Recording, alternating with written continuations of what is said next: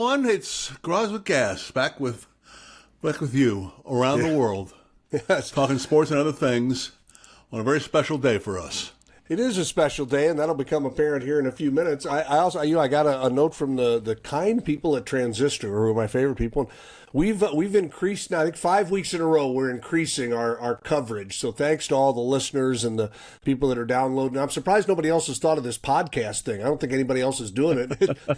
It's really working out great. We're making hay, man. We're making hay. We are making hay, and but it's fun to see people reacting and having fun, and that's certainly our goal with this. So, amen to that.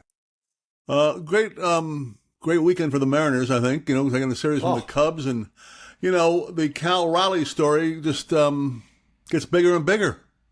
It's really remarkable, and I mean, clearly he was playing to the conditions there, which is what a good hitter does. Just get the ball in the air at Wrigley sometimes, and it'll fly out.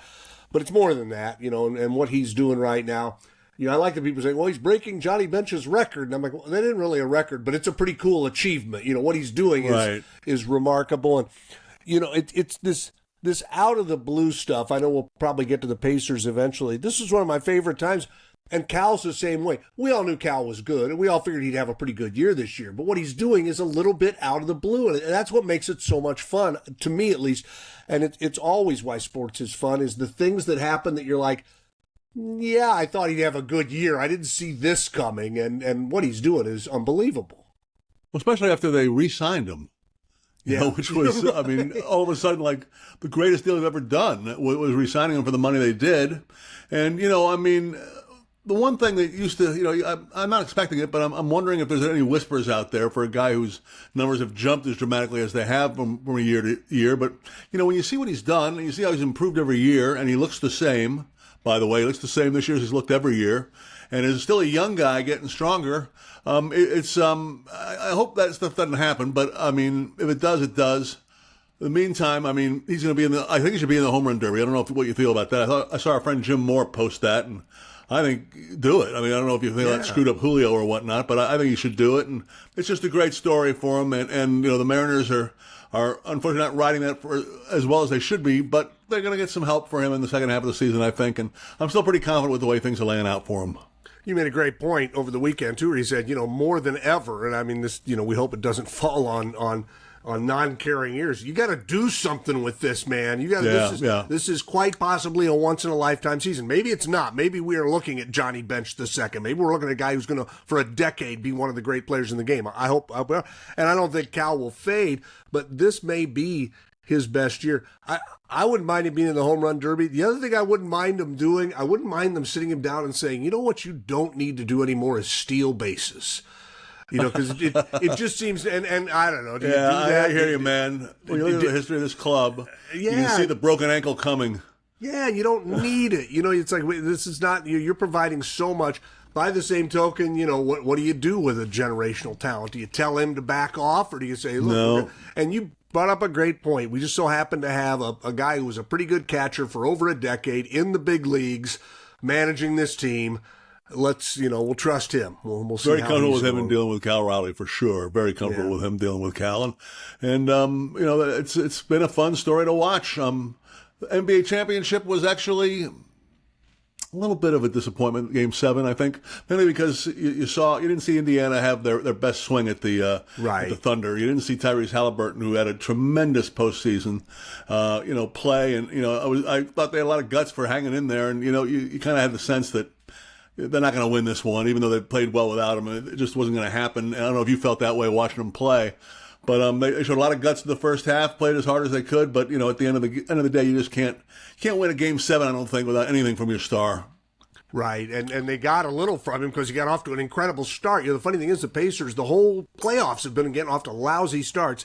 They finally get off to a great start, and he gets hurt. I remember when it got to halftime, and I remember thinking, all right, if they can muck this game up and keep it kind of sludgy and give themselves, your old phrase, the puncher's chance, that was what we were hoping for as Pacer fans. And they did an awful lot, but they couldn't hang in there without their best guy. You're absolutely right about that. And speaking of best guy. Look who's here. Here we are. We're 10 weeks into this. We grow every single week, and we finally said, well, why don't we see if we can incorporate a guest into this, if our technology will allow us to do that. And there really was only one choice when we decided on who the first guest would be, Groz. And you were the first one to discover him, and he's been a fixture in our lives ever since. The world's preeminent rock and roll sports writer, Michael Silver. Hi, guys. I hope my audio is okay. I'm not getting the mic that I'm hoping to get. I got a call coming in. Do not. It's going great, man. How do I sound?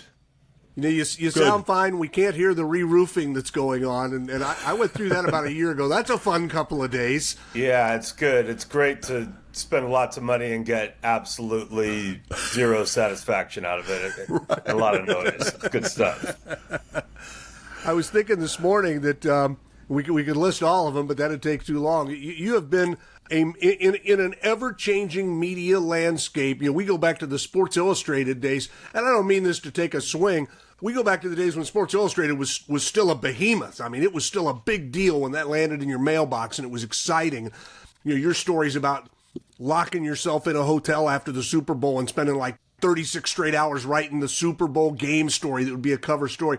And then through a lot of different changes, now with The Athletic, I mean, did you ever look back and think, hey, you're obviously talented to keep landing in good places, but boy, you've had to dance a lot because of how our business has changed so much over the years. Yeah, and I've largely been really lucky. I was a young newspaper beat writer covering the 49ers starting in 1989, and think about the things I got to cover and the connections I was able to make doing that. And then I got the Miracle SI call when I was 29 and had a 13-year run that was like my dream job. And as you mentioned, the height of sports journalism awesomeness. Every week I was like, I better not suck because I'd be the only one at this place.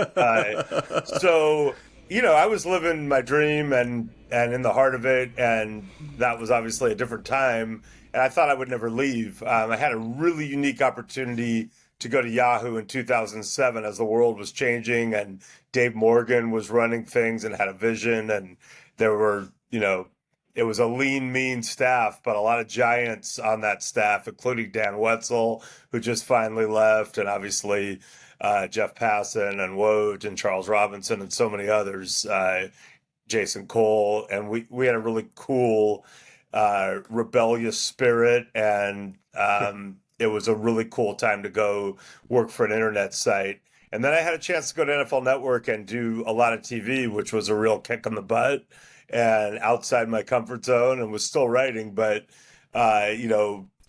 embracing that challenge for 8 years. And so my run was really good. And then, like a lot of people during and coming out of COVID, for me, luckily I didn't have any health issues, but a lot of things started to fall apart. I kind of had to rebuild it, but went to the San Francisco Chronicle as a columnist, went back to newspapers, and now I'm back, working for The Athletic, which is the New York Times, and really, really grateful to be covering the league nationally. And yeah, it keeps changing, but I just try to put my head down, do good journalism, and, do what I've always done and hope that I can stave off AI for another year. I was at a party, good friend's party, and this good friend of mine unfortunately went to Stanford, and that means that one of his douchey Stanford friends, who I don't think I'd seen since we were all in college, and I know I'm being redundant there, but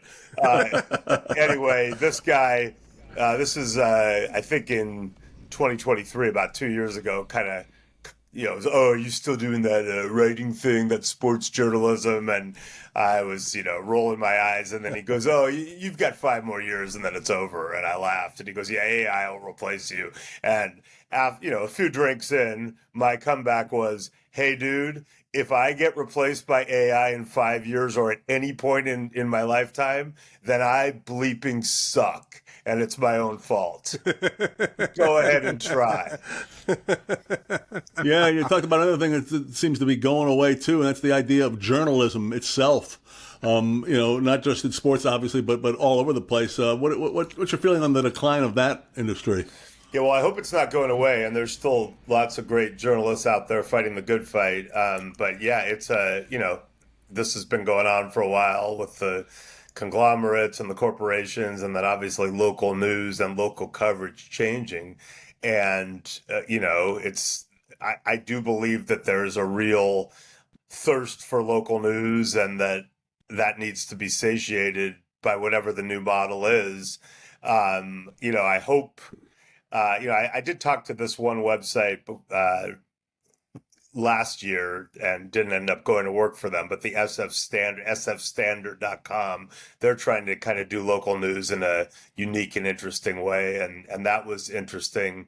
The Athletic, way before me, was initially founded as a startup on, hey, we're going to own the local markets and get the best, people in the local markets who cover these teams in a sports sense. It's obviously broadened now, and I'm glad because I like covering the league nationally. But, that's been one of the many ways that the media landscape changes. And obviously people consume content so differently, something that's been in my head certainly since '07 when I left Sports Illustrated to go to Yahoo. But that's another issue, just the way people and especially young people are consuming content. And then, not to get too dark and deep here, but I would also add that, until about 10 years ago, we all used to kind of agree that there were facts and that you couldn't just say, hey, the sky is red, and have half the people in the country being like, yeah, it's red, red.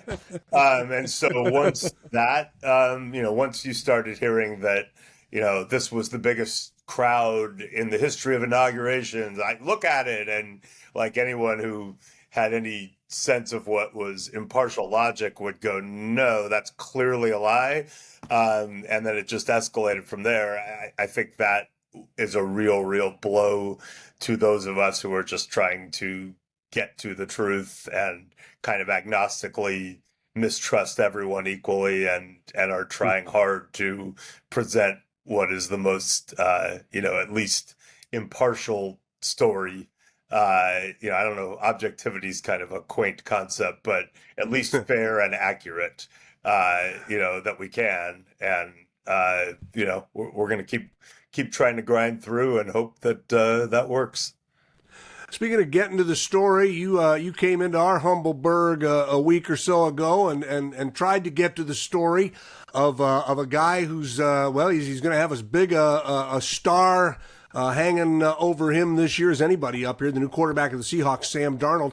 I'll take you back a few weeks ago. Groz and I had a conversation right after he was signed, and this is part of the crux of your article, where I said, well, geez, you look at the year, he had such a great year last year, maybe this is going to be great. And Groz goes, yeah, but those last two games, and that's kind of where you started with this thing is, I guess you go, okay, is Sam Darnold what we saw in the first 14? Is he what we saw in the last two? Or is he a guy who's going to be motivated by those games? All of that thing. What's your take on where he sits coming in?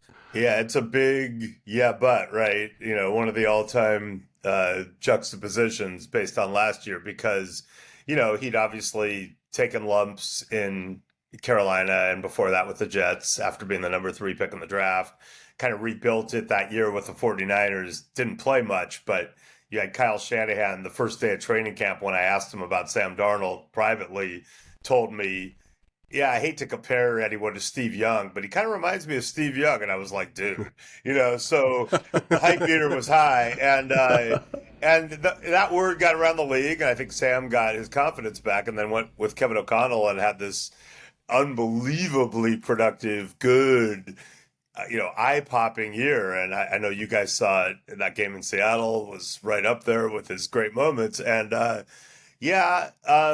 then that Lions game and then that playoff game against the Rams, which I covered, And so, I think if you'd asked me in late December what's going to happen with Sam Darnold, I would have said, well, they're going to at least franchise the guy. At the very least, they'll franchise him and trade him for a lot, but they might just pay him and keep him, despite the fact that they drafted J.J. McCarthy, who ended up being hurt all year. But, those last two games, not only perception-wise for fans and other teams looking for quarterbacks. I think in that building, they were like, yeah, we're not so sure. So they offered him a 1-year deal. It was all friendly. Kevin O'Connell really loved Sam and really was happy to help, recommend him highly to John Schneider and thinks this is a cool opportunity for him. But, those last 2 games did mean something. And especially, to me, when it really hit me the most, it was, and I was at that game in Arizona, relocated because of the fires.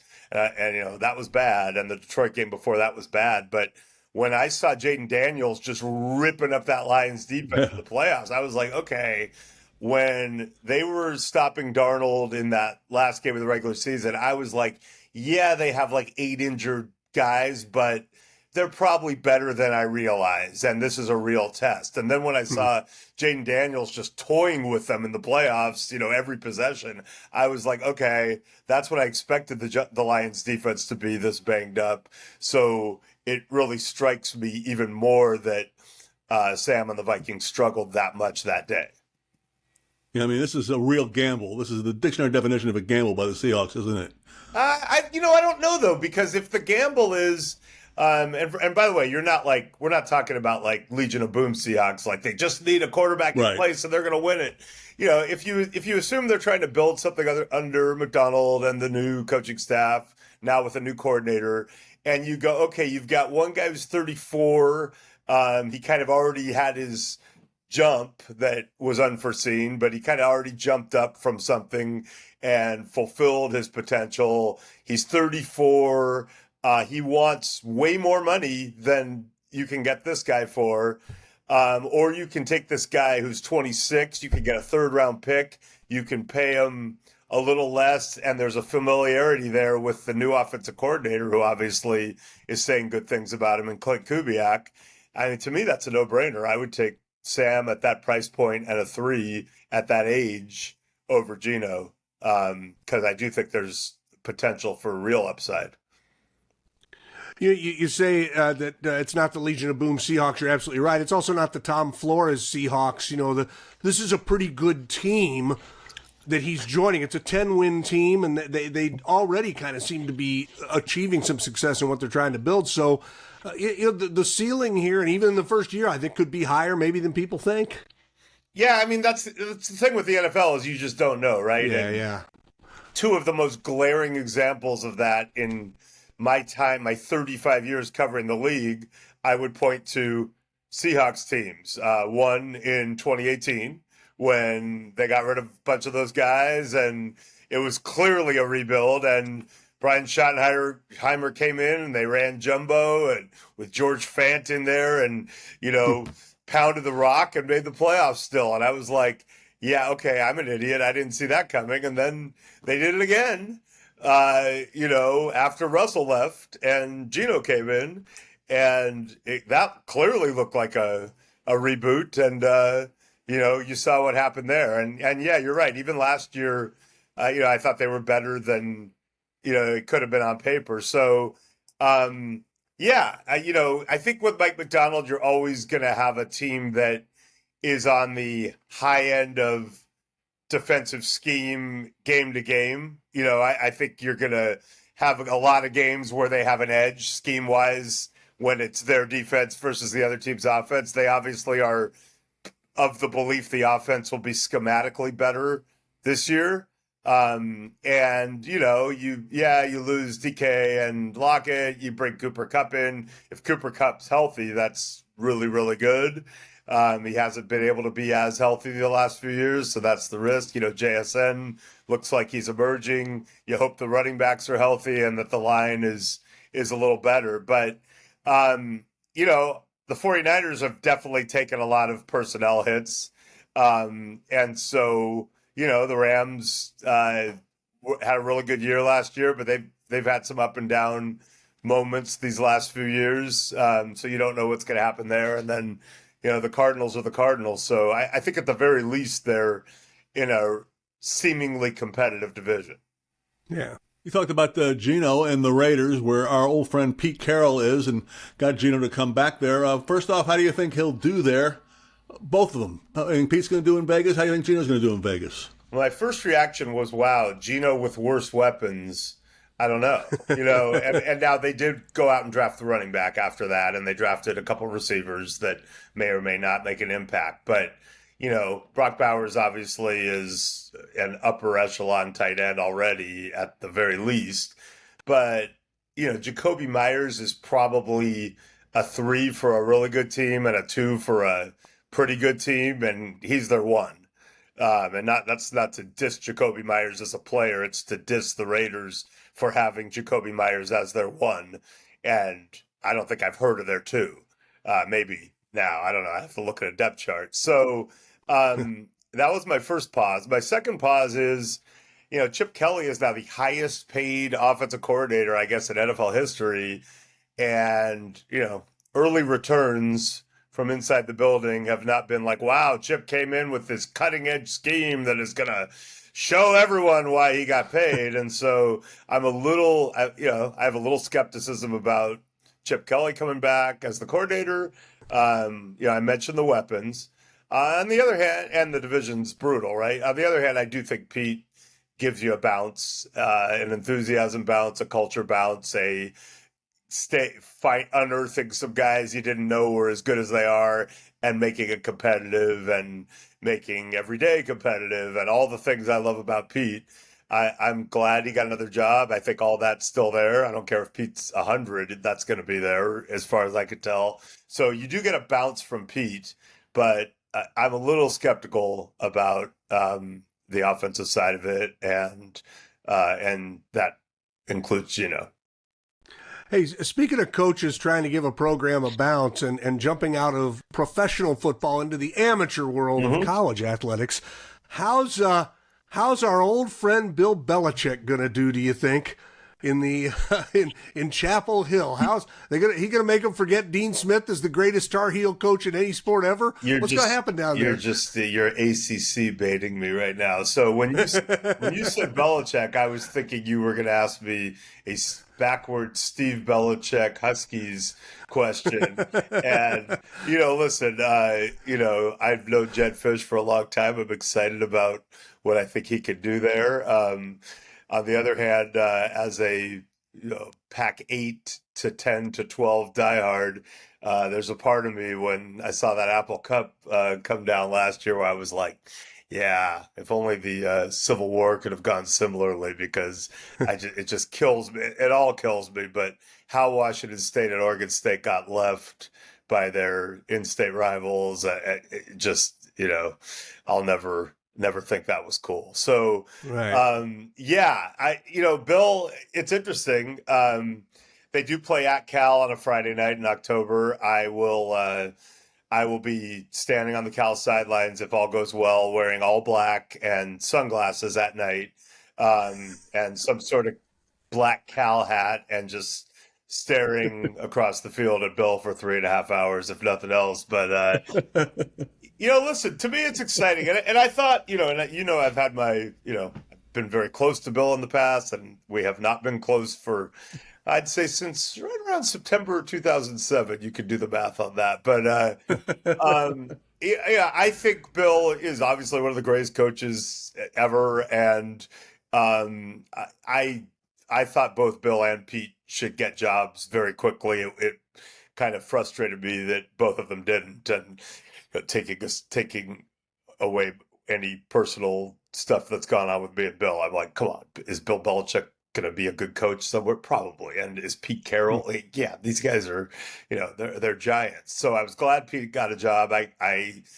was surprised Bill, I could see year 1, but it didn't seem like it was going that way year 2, and that's why he took North Carolina. So, it's, it could be really cool. It's obviously been now dwarfed by the, all the Jordan stuff and people obsessing over that. And on one hand, I'd be like, well, Bill, you're kind of asking for that. I mean, you got to take, it is what it is, and, wild out, baby, but that comes with it. But I'm not one, we talked about journalism earlier. Like when people talk about Bill and Jordan, like my view on it is like, if I'm at a bar with like people in football and other coaches or, media people, and someone makes a joke about Bill and Jordan, the joke is usually like the ultimate control freak is now, seemingly letting this person have a lot of influence. The ultimate no distraction guy is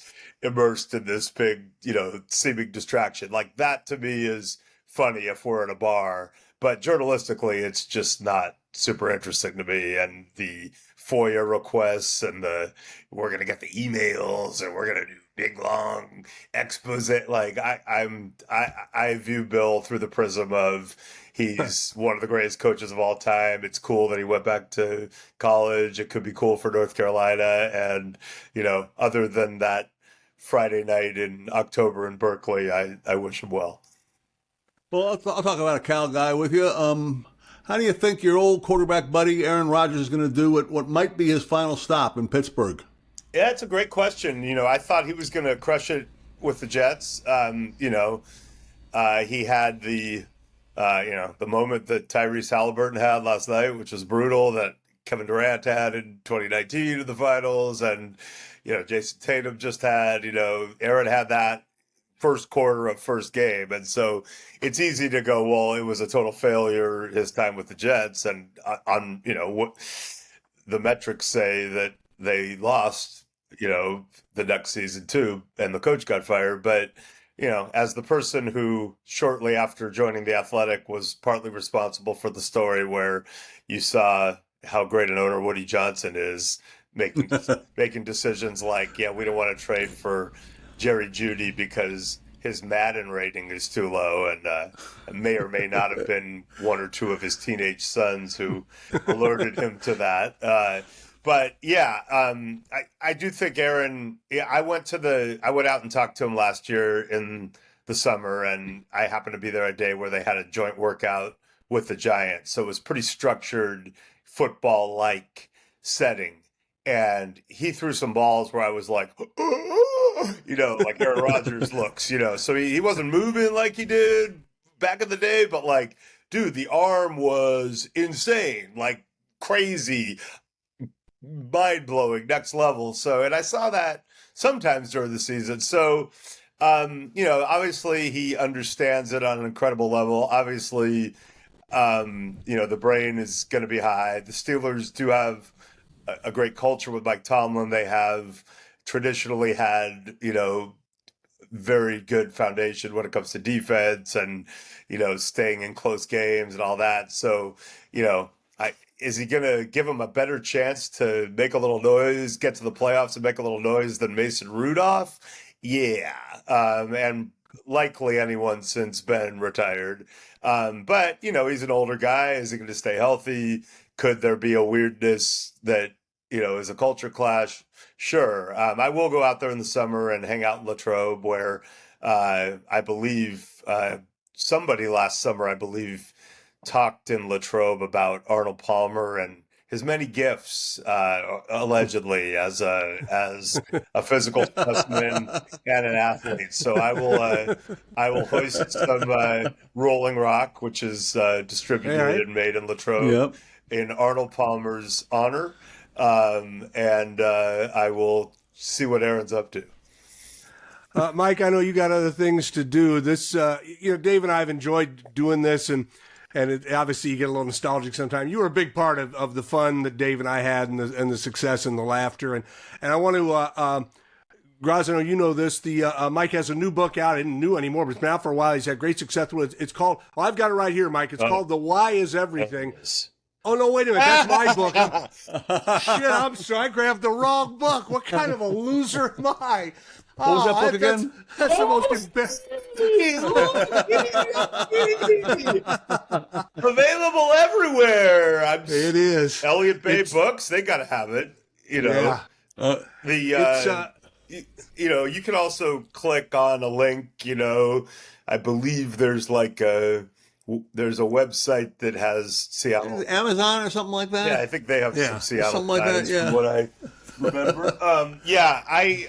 It's about the Shanahan McVay coaching crew and all its petty, brilliant splendor, and how football has changed. And I think people really like it, as they obviously will already have devoured fear no man. You know, that like Right. we have authors for day. No, it's great being on with you guys. I mean, that was really one of the cool chapters of my career, just knowing that every Friday we were going to kick it, whether I was at a Super Bowl party or, you know, running down Anywhere. to, you know, start my weekend somewhere. And, you know, I definitely think like, you know, people who know we had kind of our own Friday vibe and we kept it real. Yeah. And it was, you know, as radio goes, to me, it was as good as it gets. Well, that's great. I remember my favorite ever, and God, we could be on here for like hours, but was our producer comes in and goes, well, we got Silver. He's at a bar with Rodman. And we're like, well, okay, now this is going to take a second to tell this story. So this is literally what happened. So I go back with Dennis Rodman. You know, I did that crazy SI story on him in '95. I did a book with him. We had, you know, it's bad, by the way, when we're all home during the quarantine and The Last Dance is on and the Rodman episode comes on and he disappears and famously disappears to Vegas, you know, with Phil Jackson's pseudo blessing during the season. And that's what the episode's about. And I'm getting texts the whole episode like, dude, were you on that Vegas trip? And literally I'm like, I don't think I was on that one. But I'm not positive. There were a few. And it was after football season. Also, you know. So, yeah. Anyway, so I hadn't seen Rodman in a while, and you know, this is the era. Before, you know, he was never he wouldn't have been a great texter anyway. But hadn't talked to him for a while, and the Super Bowl's in Miami, so this must have been, I want to say, the Colts. Bears. So Yeah. early 2007 is probably when it was. And I, on the Friday, didn't have anything to do. I'd done a bunch of work and I had to obviously write the Super Bowl Gamer, but I had like a little window where I could just kind of walk around South Beach and grab some lunch maybe and, you know, regroup. And the one thing I had was like late afternoon, Sports Illustrated's marketing people for the first time had come to me with a way to make a little extra side cash. And they're like, yeah, we're having a sponsor event. It's like a happy hour, you know, 4 to 6 something. And it's just like a sit down thing. And all you have to do is just come to this event and just, you know, kind of talk to our clients and tell them a few stories and just tell them what it's like to be the guy writing the Super Bowl game story every year, you know, just be you. And you know, it wasn't huge money, but it was like a little extra money. I was like, great. I was like, that's all I have to do. I go, what, you know, they're like, yeah, you know, just put on like a, you know, collared shirt and maybe like a, you know, and then just come in and, you know, do your thing and you'll be out by like 6:30. And I was like, okay, great. Just give me the address, you know? So that was hours away, and I was walking through South Beach with some people, and the News Cafe, which is a great outdoor cafe right there, you know, in Ground Zero in the middle of it all, where, you know, I knew Rodman loved that place. It was like, you know, back when Versace was alive. I think they used to like go there, you know. I kind of had and I just hear this, you know, I'm walking by with some people and I look and it's Rodman and a whole crew and I'm like, oh God. So cut to, you know, kamikaze shot 8, you know, whatever, the usual Rodman, right? And I'm pretty young, but you know, I'm still like early 40s. I'm like, I'll be okay. I'll just have a few, and it starts to get away from me. And so, you know, now Rodman wants to go to the next place. You know, who knows? A house of ill repute of some sort, of, you know, scantily clad ladies, or who knows? And he's got this whole plan. And there's some of the people from back in the day are there. I think his sister came by randomly. It was all crazy. And then all of a sudden, I'm like, oh, dude, I cannot go with you to this thing. I'm going to have to meet you later. Why not? What the hell? I got this like SI, you know, he's not going to understand. So I have to Irish goodbye and stumble and find a cab and figure out. So I show up late to whatever this place was. And Your I'm job. terrible. I'm like, surf t-shirt, board shorts, maybe, sandals, and my voice was like this, my voice, and hammered, and I'm like, okay, my only possible strategy is just to lean in, and I'm gonna be like,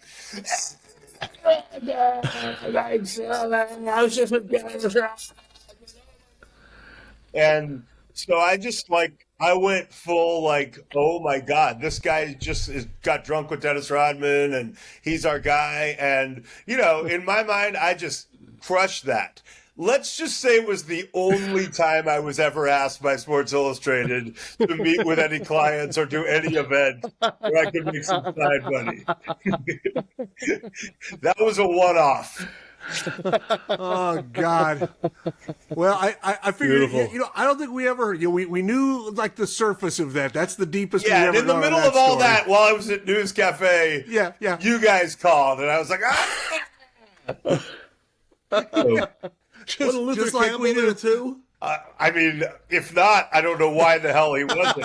I have a Luther Campbell story. I'll tell one more, and then I got to get out of here. Okay, so I go to Miami with NFL Network at the height of kind of the post-Kaepernick social justice movement in the league to do a thing on Kenny Stills, who was a Dolphins receiver, and I actually did a ride along with Kenny Stills. We went with police officers and went to some youth centers, like really trying to promote understanding between police and the citizens they serve in tough areas. A couple cops refused to shake Kenny's hand. It was kind of heavy, but I got done and of course called my partner in crime, Jeff Darlington, who lives in Fort Lauderdale, who I'd been carousing with for the previous couple nights. And I was like, hey, I just got done. And, I was leaving the next day. And Jeff's like, hey, dude, Lori, his lovely wife, we're in for the night. If I try to even, if I even try to talk to you on the phone for longer than a minute, she's going to kill me. They had little kids. We put the kids to bed, it's been great seeing you. And I go, well, he goes, yeah, it's too bad because Marino and Tom Garfinkel, the president of the Dolphins, and these old Dolphins, Garfinkel hit me. Oh, I think Garfinkel had hit me up. And I go, yeah, did you get this text from Garfinkel? And he goes, yeah, it's too bad because those guys are all out having a big wine dinner with Marino, steak dinner. And, I'm like, well, I mean, that would be really cool to just kind of go to the end of, we're late. What if we just went and had one glass of wine? And he's like, I can't even ask Lori that. And I said, well, put Lori on with me. So I was like, Lori, I know that this is not what you want to hear, but this would be really helpful for me and for Jeff. And here's the beauty of it. It's almost over. So we're literally going to just have one glass of wine and he can actually drive me so I don't have to deal with cabs. And it's kind of before Uber, Uber was not as good. And somehow Lori's like, okay, fine, just go. Well, again, cut to bottle 26. And at some point, Marino's telling some of the greatest stories of all time. And at some point during the dinner, Garfinkel knows that I'm tight with Luke because I've connected them before. And Garfinkel says, where's Luke? So I get on the phone. Luke answers. I'm like, yo, Garfinkel wants to know what's up. Where are you at? I tell him we're with Marino. Marino's there? And 4 sips later, Luke is sitting down at the table with us. There's actually a great photo of us that night. But yeah, I've lived a very charmed life. And often when legendary, I don't know, disruptors like Luke Campbell or Dennis Rodman are involved, go figure, disruption happens. Yeah, imagine, and you're involved. I kind of fit right in. I don't know. It's an affliction or a gift. It's a what's talent. When I talked to Mike about doing this, he says, I got stuff I'm working on, so I got to be done by 11:30. And so I think he had at 11:30 a meeting with clients or something with the New York Times that he had to get to. So we better cut you loose. Hopefully, man. I won't run into Rodman or Uncle Luke on the way. Mike, it's great to see you again. Congratulations on success of the book. And I hope we can do this again because, as I said earlier, you sure are a big part of what we thought of. This whole show had to be fun, or it wasn't worth doing, and it always was with you. So thanks, man. Yeah, right back Really at you. appreciate it. Great to see you, Groz. I hope you're walking up a storm and staying fit, and you look good. Hanging in there, buddy. Thank you, Michael. All right, guys. See you, Mike. Go say hi to the roofers for us. There is Mike Silver. Our I don't know. Does he say goodbye now? I don't even know how the technology of this works. Do you say goodbye, Mike, or do we have to say goodbye to you? Yeah, I got to make sure I'm downloaded though. I don't know how it works. I'm gonna. Oh yeah, I gotta upload the whole thing. Stay there for a minute. We'll say goodbye. We got one more quick story. Groz, do you want to hear about female octopuses? This is going to take about a minute. Who doesn't? Female octopuses have been observed throwing shells, silt, and algae at their male counterparts who won't leave them alone. They use a jet-like organ called a siphon. They launch debris with surprising accuracy, sometimes even forcing the males to dodge. Now, experts say the object tossing can be part of den cleaning, but the targeted throws suggest a clear message from the female octopi to the male octopi. Leave us alone. It's just like at our house, right? Just like at our house. Well, whenever someone throws silt at me, I get the message. Yeah. Is this silt? Oh, you want me to go? All right, boys. See ya.